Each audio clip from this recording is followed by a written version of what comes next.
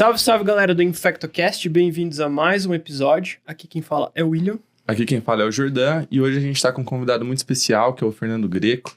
Ele é médico paliativista, ele é preceptor do ICESP, né, do Instituto de Câncer do Estado de São Paulo, e também médico coordenador do Hospital CEPACO, aqui também da cidade de São Paulo. Muito bem-vindo, Fernando. Obrigado, gente. É um prazer, uma honra estar aqui com vocês. Sou realmente muito fã do podcast. Espero que a gente tenha uma conversa aí bastante produtiva hoje.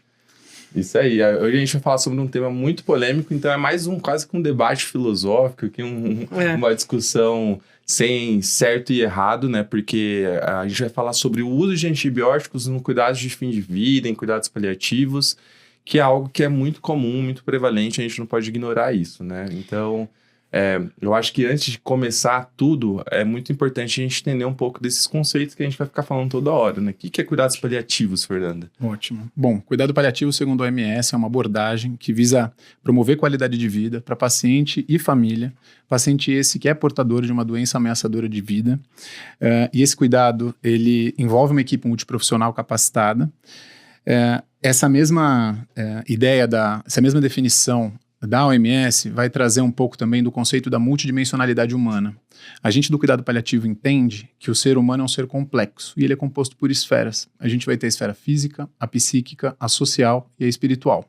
Uma vez que eu tenho um desequilíbrio em uma dessas esferas, isso pode e muitas vezes vai refletir em sintomas físicos.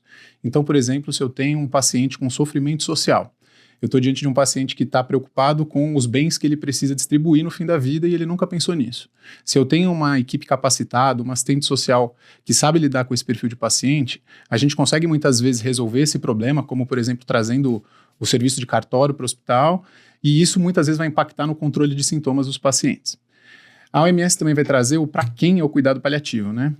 A gente vai dizer que o cuidado paliativo ele tem que ser oferecido para todo e qualquer paciente que recebe o diagnóstico de uma doença ameaçadora de vida. É claro que a gente não teria pernas para lidar com todos esses pacientes, então a gente vai dividir o cuidado paliativo em primário e especializado. O cuidado paliativo primário ele envolve basicamente comunicação. Então, nessa primeira fase, no momento do diagnóstico, o que a gente precisa fazer é basicamente entender quem é aquele indivíduo, o que é importante para ele, como ele se coloca no mundo. E à medida que essa doença avança, e aí a gente vai dizer que a terapia modificadora de doença, a terapia curativa, ela vai andar em paralelo com o cuidado paliativo, mas sempre numa posição de mais destaque. À medida que essa doença progride e esse indivíduo atinge o que a gente chama de uma condição de terminalidade, onde a sobrevida estimada vai ser em torno de 6 meses a 1 ano, esse paciente vai ter sintomas mais complexos, mais difíceis de lidar, e aí sim o cuidado paliativo especializado se faz necessário. Perfeito. Então a gente já pega a primeira diferença, né, de paciente terminal, né, em terminalidade é diferente do paciente de cuidado paliativo. Está dentro do cuidado paliativo, mas nem todo paliativo é um paciente em terminalidade, né? Perfeito. Eu acho que não é incomum a gente caminhar pelo hospital e o cuidado paliativo ser sinônimo do liga morfina e acabou por aqui, né? Então, acho que você deixou bem claro que o cuidado paliativo vai muito antes disso, desde a época do diagnóstico dessa doença que vai levar à terminalidade do paciente. Esse processo até de talvez você criar vínculo com o seu paciente e tudo mais, né? E quando chega nessa questão especializada, que é muito mais do que só isso, né? Eu acho que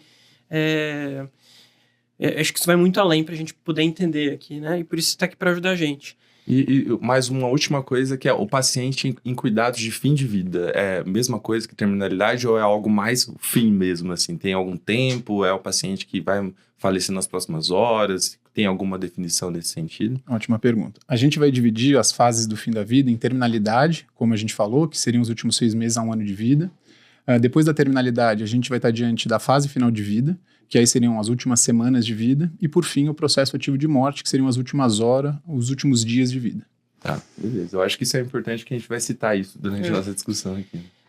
Fernando, acho que a gente pode dizer que no Brasil, assim, cuidados paliativos ainda tem, assim, é uma coisa que talvez precise ser estudado mais. Até quando a gente foi fazer esse episódio, eu me surpreendi com a quantidade de artigos, eu diria, sei lá, 2015 pra cá, eu encontrei bastante coisa. Acho que antigo a gente nem encontra muita coisa, assim. Dados em geral, o que tem se construído sobre cuidados paliativos, e também já ia aproveitar, assim, eu acredito que ainda existe uma barreira para as pessoas entenderem, principalmente no Brasil, que é um país que assim, a média de vida geral do brasileiro é menor, e assim, é uma coisa assim, não é exceção àquela pessoa que talvez passou teve alguém da família que teve cuidado paliativo. A gente não tem tanto exemplo, digamos assim, né? Perfeito. A gente, trazendo dados assim internacionais, né? A Aliança Global de Cuidado Paliativo, que é uma entidade bastante respeitada no nosso meio, ela estima que em torno de 57 milhões de pacientes anualmente precisam de cuidado paliativo. E só 14% desses pacientes têm as demandas atendidas. Muito abaixo, né? Muito. Em países pobres isso é pior ainda. Quando a gente vai falar a nível Brasil, em 2023 foi publicado o Atlas de Cuidado Paliativo da Academia Nacional de Cuidado Paliativo, que é o órgão que rege a minha área de atuação. E os dados são bastante interessantes.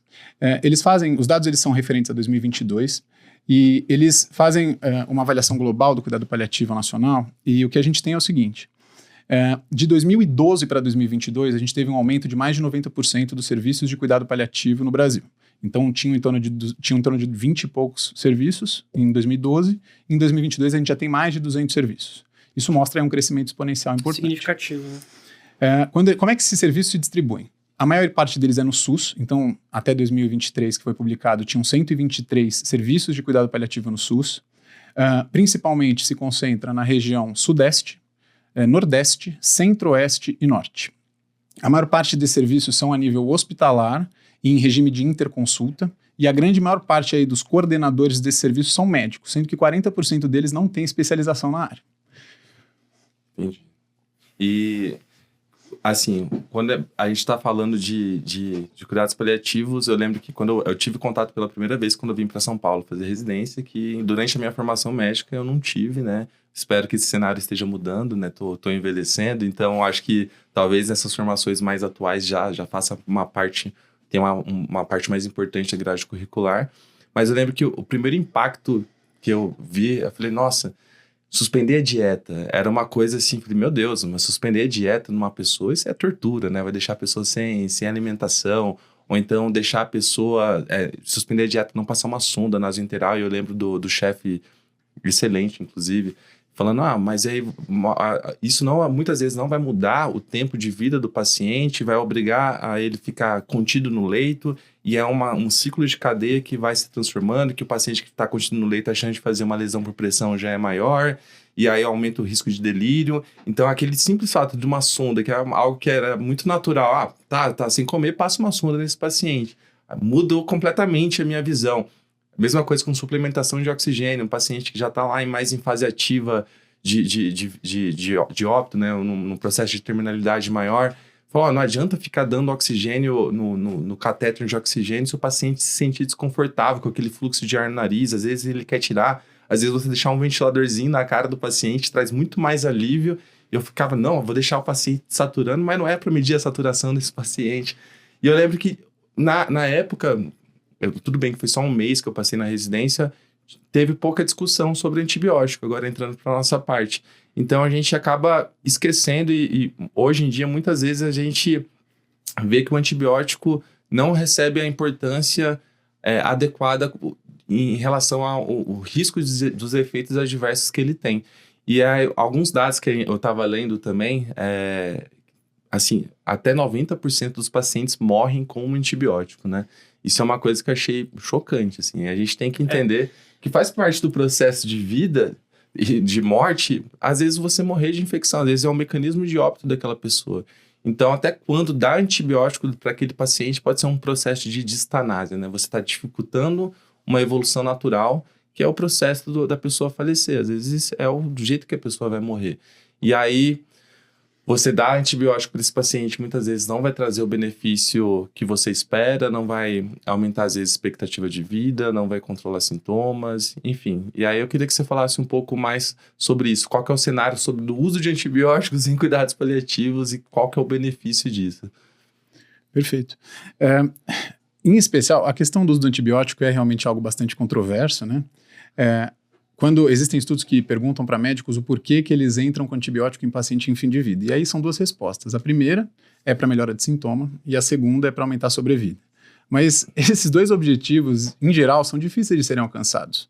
O que a gente tem hoje de evidência mais robusta para o uso de antibiótico em fim de vida é para infecção urinária. Esse quadro, realmente, para tratar disúria, a gente tem aí bastante evidência ali de que isso pode trazer benefício para o paciente. Nos outros tipos de infecção, existe também aí alguma coisa sobre tratamento de candidíase orofaringe, esofágica, num paciente bastante sintomático, com disfagia e tudo que esse quadro pode trazer. E aí também tem de evidência um pouco a respeito de tratamento de ferida infectada com odor fétido, e isso também é bastante controverso. Mas quando a gente está falando do processo ativo de morte, eu entendo que esse indivíduo ele tem poucas horas a poucos dias de vida.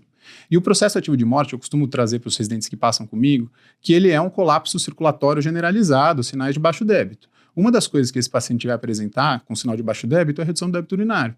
Se eu coloco o volume para dentro desse paciente, eu costumo dizer para as famílias que líquido que entra e não sai, se acumula.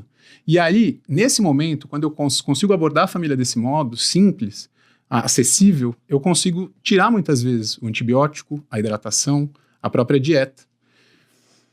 Exato, porque é um dos efeitos adversos que a gente esquece, né? Que antibiótico no paciente muitas vezes não vai ter a via enteral disponível, vai ser endovenoso e tem mais uma sobrecarga hídrica nesse sentido também, né? E antes de a gente até falar um pouquinho mais sobre alguns exemplos de antibiótico, eu queria falar no final, eu acho que para a gente chegar assim na situação do paciente de eu falar para a família, estou suspendendo antibiótico, para mim como infectologista, principalmente se não existe esse vínculo, se isso não foi criar uma barreira, né? Às vezes a própria barreira de cuidado paliativo, como se a gente estivesse largando o paciente e não fosse fazer mais nada para ele.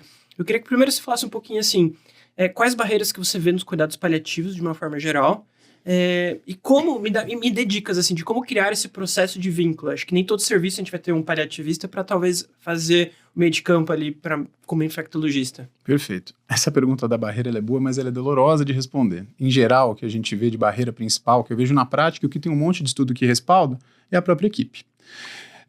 A minha impressão é que os médicos tendem a superestimar o benefício e subestimar o risco do uso do antibiótico. Existe uma linha, inclusive, de médicos que defende o uso do antibiótico, que ele seja inserido como uma medida invasiva, para que isso seja discutido, inclusive, em reunião de tomada de decisão. Quando você pergunta a respeito de como a gente pode abordar a família, eu acho que é tudo uma criação de vínculo. Não adianta chamar o cuidado paliativo nos 40 minutos finais ali, quando o paciente... Porque daí eu não consigo estabelecer vínculo. É muito mais difícil, não é que eu não consigo. Confesso para vocês que muitas vezes, numa abordagem única, quando eu paro para ouvir o paciente, eu consigo entender o que é importante para ele, a gente consegue avançar muito, inclusive suspender alguns tratamentos, mas é um processo que é um contínuo. Eu preciso entender quem é esse paciente, o que é importante para ele, o que é importante para essa família e partir pelo processo de tomada de decisão. Quando a gente vai falar de tomada de decisão, a gente vai ter basicamente 3 modelos principais. O primeiro é o paternalismo, que é aquela coisa do eu sou médico, eu sei o que é bom para você e eu vou tomar as condutas baseadas no que eu acredito. O segundo modelo que a gente vai ter é o modelo consumista, que é essa coisa que é totalmente o oposto do paternalista. Antibiótico ou não antibiótico? Dieta ou não dieta? Entuba ou não entuba? Esse tipo de modelo também é muito inadequado, porque ele gera sofrimento para o paciente e para a família. Ele joga a responsabilidade para o paciente e para a família, só que ele não leva em consideração os aspectos técnicos. O cuidado paliativo acredita que o modelo de tomada de decisão, o melhor modelo de tomada de decisão é o modelo de tomada de decisão compartilhada. O Daniel Fortes Neves, que é um paliativista intensivista bem conhecido aqui em São Paulo, ele desenvolveu um modelo estruturado para tomada de decisão compartilhada em paciente grave.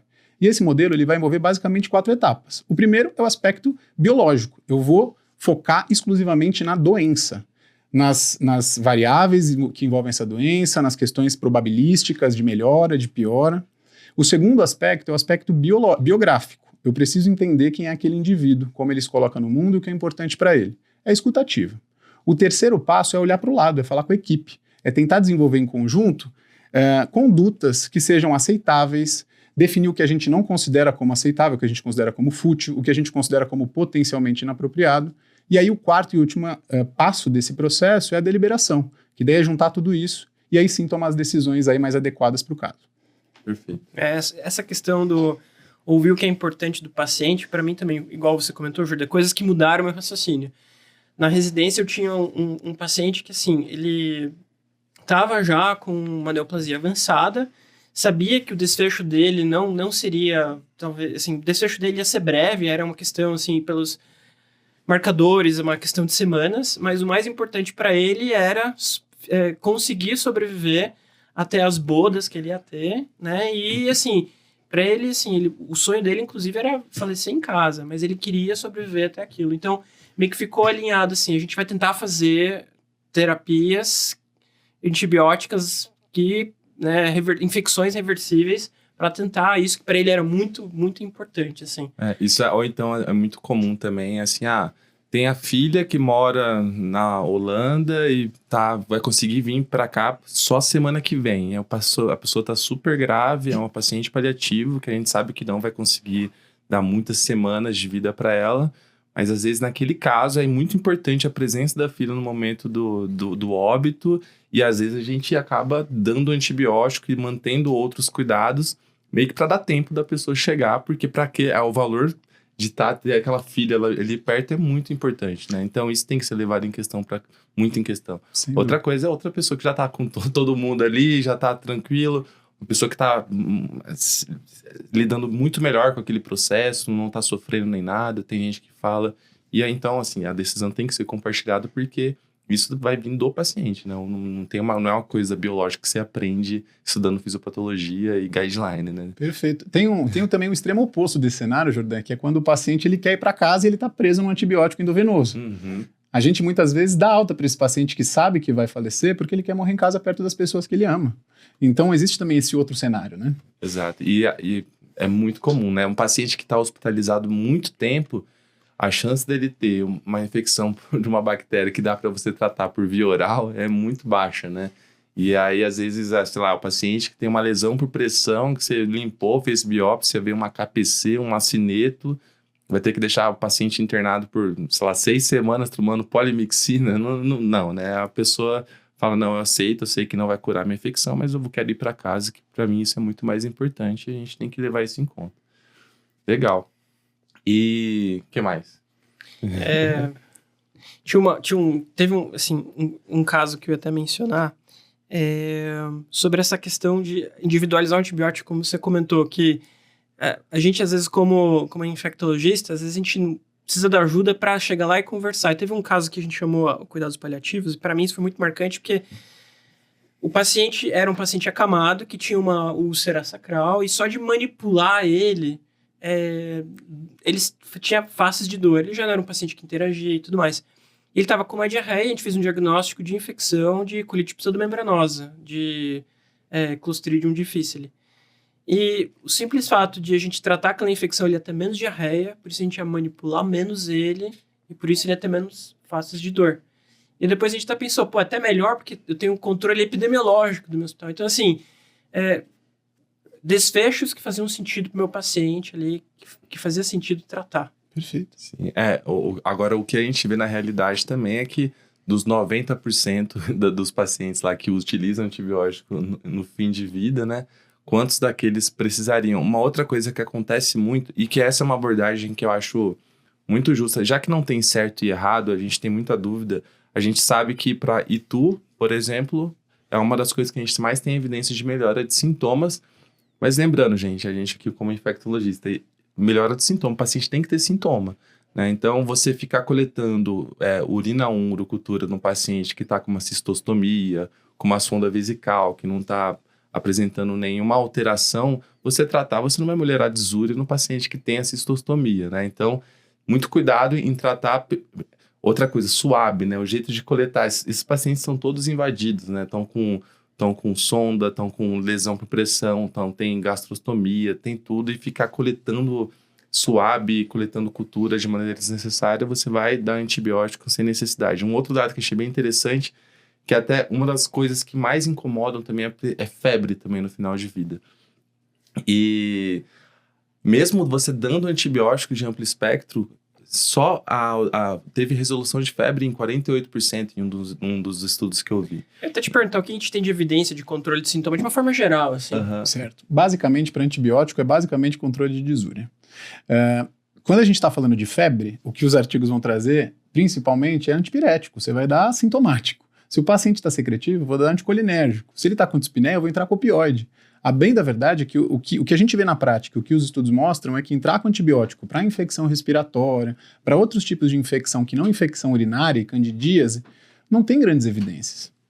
Incluindo pneumonia aspirativa, né? Um outro dado que eu vi foi que era mais comum num desses estudos você dar morfina para um paciente para controle de espinéia em pacientes que estavam sem antibiótico no paciente que está com antibiótico. Porque eu acho que tem aquela ideia de que se o paciente está tomando antibiótico, a gente ainda tem vontade tem desejo de reverter aquele sintoma, e as pessoas ligam muito a bomba de morfina ou então a morfina intermitente como o último passo, né, irreversibilidade ali. Vai ser a última coisa é a bomba de morfina. Aí você opta por tentar dar um antibiótico para aquele paciente que muitas vezes não vai ter o benefício, e aí deixa de fazer uma intervenção que teria o benefício, que seria a própria morfina. Então, é uma outra coisa que a gente não mensura às vezes, né? Você deixar de prescrever algo que é o controle sintomático. Perfeito. E quando a gente fala de bomba de morfina, também existe todo um tabu envolvido, né? Uhum. Eu costumo dizer para os residentes e para as famílias que quando eu entro com morfina, principalmente em bomba, isso não é uma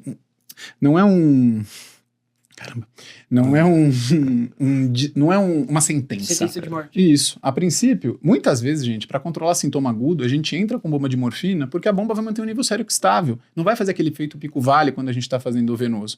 Então, se o paciente está muito sintomático, eu posso fazer, de repente, algumas doses em bolos, controlo a dispneia e ligo na bomba. Em um dado momento, eu posso rever isso, eu posso transicionar isso para via oral. Eu tenho vários pacientes que eu consegui paliar bem a dispneia, que a gente trocou para morfina via oral e o paciente foi para casa. Não é uma sentença de morte. Exato. Tem até uma questão que falam que pacientes com indicação de cuidados paliativos, quando são paliados, têm uma perspectiva de vida maior do que não são, né? Tem uma coisa assim. Tem um estudo que é um clássico, cara, que avaliou o paciente com tumor não pequenas células de pulmão, que quando eles foram avaliar os desfechos, os pacientes em cuidados paliativos ele dividiu em dois braços, né? Um era cuidado paliativo com terapia oncológica. E o outro era só terapia oncológica. E os pacientes que tinham associado o cuidado paliativo viveram mais. Exato. E todas as escalas de qualidade de vida, de humor, todas essas escalas melhoraram substancialmente nesse grupo de paciente. Então, negar cuidado paliativo para um paciente que tem doença ameaçadora, independente do estágio, chega a ser uma má prática médica. Isso mostra quanto que a gente faz de iatrogenia, né? Quanto que a gente faz de mal para os pacientes. E eu queria aproveitar nesse momento e falar, assim, sobre algumas coisas de dicas de via de antibiótico nesses cuidados de fim de vida. Porque quando a gente fala em antibiótico, né, principalmente antibiótico em paciente hospitalizado, aquela coisa do intravenoso, o próprio passar um acesso, colocar um catéter, isso também pode ser algo desconfortável para o paciente. Às vezes a gente tem muito antibiótico que eu poderia trocar para algo via oral, que até a mesma biodisponibilidade ia ter o mesmo efeito de uma forma geral, mas também tem situações que a gente pode fazer hipodermóclise, né? É isso que eu perguntar para você, assim, sobre sua experiência em geral. Tá ótimo. Não só os antibióticos, mas quase todas as medicações, elas podem ser feitas por via hipodermóclise. Então, se eu estou precisando fazer um omeprazol no paciente, eu posso fazer hipodermóclise. Se eu quero fazer dexametasona, eu posso fazer hipodermóclise. Com antibiótico não é diferente. Boa parte dos antibióticos hoje, a gente usa via hipodermóclise e a gente tem boas respostas. Rocefin é um deles, meropenem em alguns serviços, ertapenem. Existem vários antibióticos que a gente consegue usar com uma boa taxa de resposta. Exato. Ainda mais ertapenem, uma vez ao dia, trata várias infecções, menos volume também. Menos volume é um excelente exemplo. E eu ia comentar justamente isso que a gente já falou também até agora. A gente às vezes esquece também de olhar para o antibiótico, essa questão do volume, né? Justamente como você comentou antes. Acho que pneumonia, acho que aqui é o mais nebuloso de todos os pontos quando a gente vai tratar num paciente, porque tem justamente isso que você comentou, assim, para secreção não vai melhorar. Muitos desfechos ali do meu paciente que está broncoaspirando, às vezes ele é um broncoaspirador crônico, né? Dependendo do quadro. E em quais situações que vai trazer benefício, por exemplo, tem antibiótico, que é um saco de salgadinho ali, Nesolida, é um monte de volume, assim. E uma outra coisa que acontece também muito o paciente está séptico lá, hipotenso, e você faz todo o protocolo sepsis, só que você não dá volume para o paciente, não vai ligar na hora, porque o paciente não é candidato na hora, mas vai dar um antibiótico. A gente tem que lembrar que o antibiótico é só uma parte do protocolo sepsis. Então, você associar um antibiótico, só que sem dar todo o suporte do paciente, para o paciente, não vai funcionar. Você vai só estar associando toxicidade. Então, é muito comum, às vezes, o paciente é candidato a antibiótico, mas não é candidato às outras medidas de suporte. Qual que é o benefício racional disso, né? Tem até um estudo também que fala isso, né? Você aumenta muito a mortalidade. Se você suspende todas as medidas de suporte e mantém só o antibiótico, isso é pior para o paciente, né? Vocês sabem que tem um livro que todo paliativista devia ler, que é o livro Tibetano dos Mortos. Ele é um livro que é um livro sagrado no Tibete e que os monges tibetanos budistas usavam ele para conduzir os pacientes em fim de vida a fazer toda essa passagem. É bem interessante esse livro. E uma das passagens desse livro é sobre a dissolução dos elementos. O primeiro elemento que se dissolve no processo ativo de morte é a terra. Então o indivíduo ele fica sem chão e ele se torna acamado.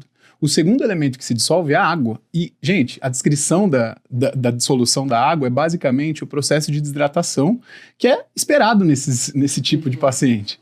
E aí eu vejo hoje colegas com toda a tecnologia que a gente tem botando antibiótico para dentro do paciente, botando volume nessa fase já bem avançada.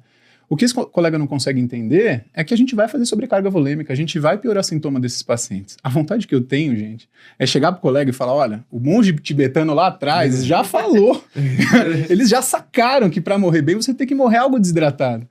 Mas se eu falar isso, o cuidado paliativo já tem todo um tabu. O paliativista ele já é visto como uma pessoa muito zen, que quer resolver os problemas dos pacientes. Então eu acabo não dizendo, mas é curioso isso, né, gente? Não, sem falar nos outros efeitos adversos. Vamos só citar agora...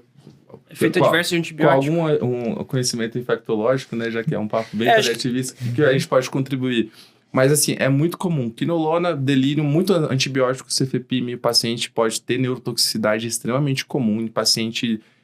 Também cuidados de fim de vida, muitos deles vão ter disfunção renal. Então é muito comum o paciente ficar agitado, delírio, confuso, com disfunção renal, vancomicina, nem se fala, racho cutâneo, alergia, extremamente comum, flebite. Claritromicina V é um clássico de flebite. Antibióticos com cobertura anaerobicida, classicamente tazocin, o piperacillin tazobactam, dá diarreia para o paciente. E também acho que eu vou dar um exemplo Aumenta aqui. O risco de Clostridium. Aumenta o risco de Clostridium. E eu vou dar até um outro exemplo aqui, né? Além dos antibióticos de muito volume. Por exemplo, classicamente eu lembro da linezolida ou muitas posologias ao dia, por exemplo, a oxacilina, que às vezes pode ser uma posologia de tomada muito significativa. Você consegue trocar por vezes outra opção, né? Se tiver indicação. Mas o que eu ia comentar é que também existem o seguinte... as pessoas, o paciente já está em cuidados de fim de vida, eles não querem dar um antibiótico que seja muito mais confortável. Por exemplo, a micacina. Não, ele é nefrotóxico e ototóxico. Mas a perspectiva de vida desse paciente já está nos cuidados de fim de vida. E o antibiótico, uma vez ao dia, às vezes era o que ele precisava para tratar uma itu e já ir embora ali. Exato. Perfeito. Às vezes até fazer ciclo pequeno de antibiótico, Isso que eu ia te perguntar, a sua experiência entre essa coisa até do ciclo curto e trial. Perfeito. Quando a gente está diante de um paciente muito sintomático, ali com uma disúria bastante sintomática, a gente pode sim entrar com ciclo curto. E na dúvida, gente, o que eu costumo falar para os residentes também, porque identificar o processo de morte pode ser muito difícil, né? Ele se confunde com sepse. Eu costumo dizer para eles que quando tem dúvida, entra, vamos fazer o trial. A gente avalia a resposta desse paciente. Não respondeu em 48, 72 horas, reavalia. O plano de cuidado, gente, ele pode e deve ser revisto constantemente. Essa é a ideia. Exato, e inclusive com o próprio paciente também, né? Exato. Você fazer reavaliar os desejos daquele paciente, né? Então, o paciente ele não estava na vigência de nenhuma infecção, estava bem, tranquilo. Naquele momento ele falou que não quero antibiótico, se acontecer isso, é isso e tudo mais. Às vezes ele pode mudar de ideia. Mas, claro, que nem você falou, você não pode delegar todas as decisões para o paciente, então tem que deixar tudo muito claro para aquele paciente, dos possíveis efeitos adversos, de que possivelmente aquilo não vai estar trazendo benefício. Mas se o paciente quiser mudar de ideia, ele tem todo o direito de conversar e debater isso com você, né? Mas eu ia falar uma outra coisa que eu esqueci. Eu tenho uma pergunta que eu quero fazer, a gente também tem às vezes o oposto, quando você está tentando criar vínculo com uma família ou alguma situação, e aquela família não está aceitando a palavra cuidados paliativos ou limitação de cuidados de qualquer forma. E daí fica aquela coisa, vamos até o fim com tudo. Principalmente do ponto de vista epidemiológico e do ponto de vista de stewardship de antibiótico, para mim, como infectologista, principalmente os pacientes que já fizeram vários trials de antibiótico, estão em cuidados de fim de vida ou têm uma doença irreversível, a chance desse paciente ter uma bactéria multidroga resistente é muito grande. Aí eu vou estar usando um antibiótico, às vezes, de amplo espectro, que para o meu paciente, ali para ele, não vai fazer diferença. E para o meu hospital, talvez, vai piorar o meu perfil e amanhã eu vou ter uma infecção mais grave. O paciente ao lado, né? Eu vou começar a ter um perfil de bactérias que eu não consigo tratar. Para mim, como infectologista, isso é uma coisa que eu sempre tento falar, assim, a gente tem que entender isso como um todo. Mas eu queria te perguntar, assim, até que ponto a gente, como médico, consegue interferir, até que ponto a nossa palavra vai para a família e de eles têm o direito ou não de exigir todos os investimentos do ponto de vista de, né, vamos tentar. Perfeito. Há um tempo atrás, acho que 2015, um colegiado de intensivistas definiu o que é medidas fúteis e o que são medidas potencialmente inapropriadas. Eu acho que esse conceito é interessante de trazer. Medidas fúteis são todas e qualquer medida que, baseado nas últimas evidências, não vão ser ponte para melhora nenhuma. Eu não vou atingir meu objetivo fisiológico, que eu almejo. Essa lista de medidas fúteis, ela é muito restrita. São poucas as medidas consideradas fúteis. Para esse tipo de medida, eu não preciso nem partilhar com a família. Isso é uma decisão técnica. Então, por exemplo, trazendo para a parte da infecto, um paciente com germe multiresistente, eu vou usar um antibiótico que é sabidamente resistente àquela bactéria. Isso é fútil, gente. Isso não funciona. Assim como massagear um paciente, fazer uma RCP num paciente que está usando 2 drogas vasoativas em dose alta. Esse paciente já está sendo reanimado de modo químico. Então, para medidas fúteis, eu não preciso partilhar com a família. Isso é uma decisão estritamente técnica. Perfeito. A gente está respaldado para chegar lá e... Perfeito. Isso não significa, gente, que eu não tenha que explicar para a família o que a gente vai fazer e por que a gente vai fazer. Agora, quando a gente vai falar da grande maioria das medidas, a gente vai trazer como medidas potencialmente inapropriadas. Por definição, é toda e qualquer medida que eu faço num paciente e que eu posso atingir meu objetivo fisiológico, mas que a base ética ela é questionável. Então, para esse tipo de medida, eu preciso partilhar com a família. Eu não estou dizendo que a família tem a decisão final, mas eu preciso expor risco-benefício, o que esperar dali para frente. E se for muito difícil para a família, gente, se eles insistirem no antibiótico, mais uma vez, se é um paciente que não está em processo ativo, onde ele não vai ter sobrecarga volêmica, a gente pode fazer um trial. Sim. Toda a conversa nossa são dessa questão, né? Que são coisas potencialmente maléficas, como que é o nome? Potencialmente inapropriadas ou fúteis. Potencialmente fúteis. Que é basicamente tudo, porque a evidência realmente é muito fraca, né? Então a gente sabe que talvez para Itu sim, o resto, tudo a gente tem dúvida. Então nem a gente tem certeza, né? Então, mas eu acho que uma coisa muito importante do trial do antibiótico é que tem que ser um trial, né? Então, se não melhorar, tem que suspender. Eu já vi trial de 7 dias. Trial de 2 semanas, né? Enfim, é muito difícil. Acho que é por isso importante, eu estava lendo um artigo, eles falavam o seguinte: estabeleça logo no início, período curto de dias. Vai ser 3 dias. E estabeleça também o parâmetro que você quer ver de melhora, Exato. Né? Então, Exato. Se o problema daquele sintoma que você quer resolver é o aumento de secreção, tente quantificar isso, vai conversando com a física, é um trabalho multidisciplinar, fala, e aí, melhorou? Você acha que está menos secretivo, está mais tranquilo, o paciente está mais confortável? Então, estabelecer o parâmetro que você quer melhorar. E pensar em suspender, porque um outro dado que é muito chocante que a gente viu, em alguns lugares, 30% de pacientes paliativos colonizados por bactérias multiresistentes. Ou então, você até me falou antes, a gente conversando, né, que durante o ano, ali, 70 e poucos % de pacientes colonizados por bactérias multiresistentes, e aí começa a ter um impacto global, um impacto de saúde pública, né, sem falar na questão de custo também, né, de tudo que isso acarreta para o sistema público e privado de saúde também, né, que não é barato o antibiótico. Exato. Falar sobre alocação de recursos é uma coisa complexa, né? Sim. Porque para a sociedade isso pode ser visto como abandono, mas a gente também precisa falar sobre isso. Exato. O custo de um antibiótico para um paciente que não vai ter benefício nenhum não faz sentido. Isso vai prejudicar o sistema público, o sistema privado, vai prejudicar a comunidade com o aumento de resistência bacteriana e você não vai ter uma melhora. Então, isso precisa existir um uso racional de antibiótico, gente. Perfeito. Aliás, eu tenho uma pergunta para vocês. Estudando para o podcast, eu entendi que em alguns países existem ali serviços de gestão de uso de antibiótico hospitalar que inclui o cuidado paliativo em pacientes em condição de terminalidade, fim de vida. Vocês, na prática de vocês já vivenciaram isso, a inclusão do cuidado paliativo? Porque eu não. Não. De uma forma geral, eu nunca vi um programa... porque geralmente os programas de stewardship, eles incluem o controle de infecção hospitalar, né, o famoso CCH, e geralmente tem algum farmacêutico, um clínico infectologista, mas principalmente em outros países esse grupo é muito maior, e esse grupo inclui às vezes até um farmacêutico clínico com muita mais relevância do que a gente tem aqui nas nossas UTIs. E de fato, isso que você falou, eu já vi também, eles têm alguém ali que vai ajudar nessa delimitação. Eu, pelo menos, nunca vi em todos os serviços mas assim, eu não trabalho comum. com essa parte trabalho com todo o infecto, trabalho com o stewardship, né? Mas não da parte institucional. Quem faz isso é a CCH. Então, eu, sinceramente, eu não sei se existe... Porque existe a CCH passando visita na UTI, fazendo a gestão de antibióticos na UTI. Não sei se existe também medidores de gestão específico em leitos de cuidados de cuidados paliativos.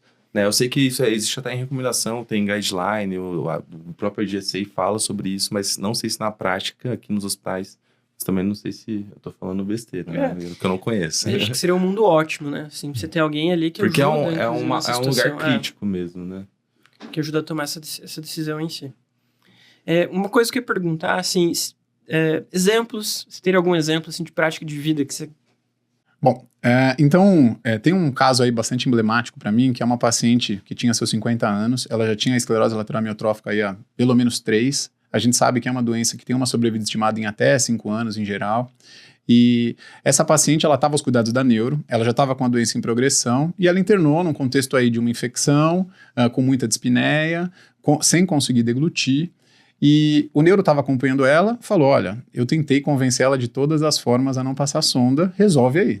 Aí eu fui a beira-leito, conversei com ela era professora de biologia de um colégio grande aqui de São Paulo, e quando ela entendeu que eu era paliativista e qual que era o meu papel ali, ela desenhou, ela tinha ainda traço fino preservado ali, movimento da mão, e ela desenhou um neurônio com uma bainha de mielina e me explicou que ela sabia o que ela tinha e que ela sabia o que ia acontecer dali para frente. O diagnóstico dela era qual? Era uma esclerose lateral amiotrófica.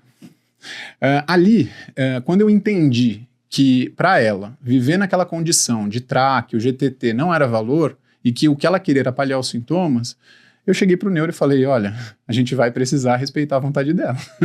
E dali em diante a gente fez um manejo com opioide, a gente suspendeu o antibiótico e eu acompanhei ela por mais uns 10 dias. E todos os dias que eu entrava no quarto eu perguntava para ela se ela tinha certeza do que ela queria. E ela sempre reforçava que sim. Aí chegou um momento onde ela ficou mais rebaixada e aí caminhou pro fim da vida. Mas esse é um caso bastante emblemático para mim. E aí a gente vê claramente que a maior barreira era justamente o especialista. Não é nem foi barreira, né? Mas assim, a maior angústia era talvez de um especialista que não estava tão habituado com cuidados paliativos do que da própria paciente, né? Exato, e tentou convencer ela de todas as formas, não respeitando a vontade dela. Exato. Eu vou dar um exemplo que me marcou, que foi recente. Que foi aquela coisa assim, eu como infectologista no automático, bactéria antibiótico. E teve uma paciente que veio com múltiplas hemoculturas positivas por vários gram-positivos, sendo alguns coagulases negativos. Ou seja, podiam ser potenciais bactérias de pele. Staphyloepidermides, estafilohemolíticos e várias amostras. Eu fiquei ali, assim, fazendo ciência. Pô, fechou critério, porque cresceram 4, 5 amostras, vamos fazer aqui o antibiótico. E beleza, a gente fez um ciclo de antibiótico e daí, de repente, febre de novo, antibiótico, culturas de novo, e de novo um monte de gram positivo e tal. Até que uma hora eu comecei a olhar ela com histórico com mais carinho, assim, e eu fui falando pro pessoal, eu acho que a gente tá tratando, assim, algo que não assim, várias bactérias de pele que talvez estejam demonstrando a fragilidade dela, e que isso não vai ser reversível. E quando eu fui olhar o histórico da paciente, de uma forma geral, com mais carinho, assim, eu tava vendo, tipo, de fato, tudo aquilo que a gente tava fazendo não ia mudar muita coisa. E como infectologista, estava liderando o tratamento ali de uma forma geral, talvez eu que estivesse atrasando a conversa de cuidados paliativos que ela já precisava. Inclusive, depois começou a crescer fungos que a gente nunca vê de uma forma geral, que eu falei assim, olha, agora eu tenho certeza absoluta. Começou a crescer Saccharomyces cerevisiae, que é a levedura da cerveja, que assim, a gente não é um micro-organismo comum de causar infecção, que inclusive é uma das coisas que a gente pode da microbiologia usar quando você tem múltiplas culturas positivas por germes que são pouco virulentos ou que você não espera que estejam crescendo, é um sinal de que talvez o paciente já não esteja mais conseguindo ter seu sistema de defesa ou combater as infecções. E daí a gente falou assim, olha, acho que eu tô tratando demais. E teve que criar essa questão de laço de cuidados paliativos, né? Que foi assim. Então, para mim, foi calma, assim, veja, né? Não fique fazendo ciência além daquilo que você não está olhando para o seu paciente, talvez da melhor forma. Você sabe que, mais uma vez, a equipe como barreira tem um estudo sul-coreano bastante interessante que avaliou mais de 1.200 pacientes que tiveram suporte avançado de vida suspenso. Então, foi retirada ventilação mecânica, diálise, e aí eles foram avaliar de modo retrospectivo os prontuários desses pacientes que viveram 7 dias. Eles estavam morrendo.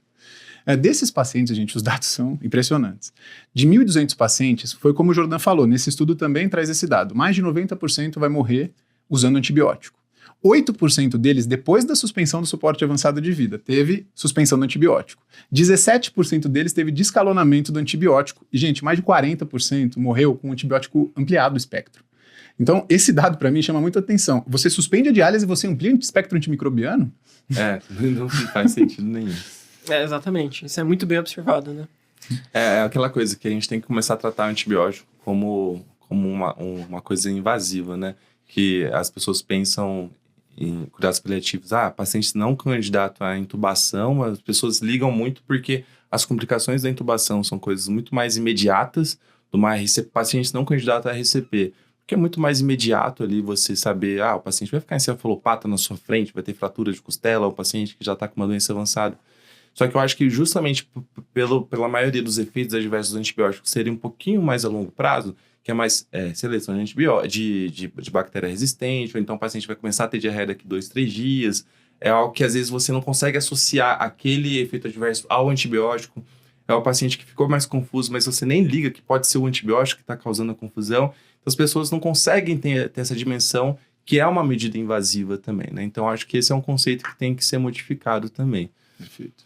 E eu acho que é basicamente só ia falar mais isso, um ponto aqui. É muito comum também em pacientes, principalmente idosos de uma forma geral, que não... Eu sei que não é um sinônimo necessariamente de cuidado paliativo, mas é comum a gente ver culturas que são um germe classicamente que é um colonizante comum. Então, por exemplo, cândida na urina, a cândida em outras secreções também é muito comum, Staphyloepidermides em uma cultura, que às vezes são a gente nem sabe se aquilo é infecção ou não. Uhum. Então, acho que de lição, assim, que eu peguei estudando e conversando aqui no podcast, é que, beleza, a coisa mais importante é o vínculo, né?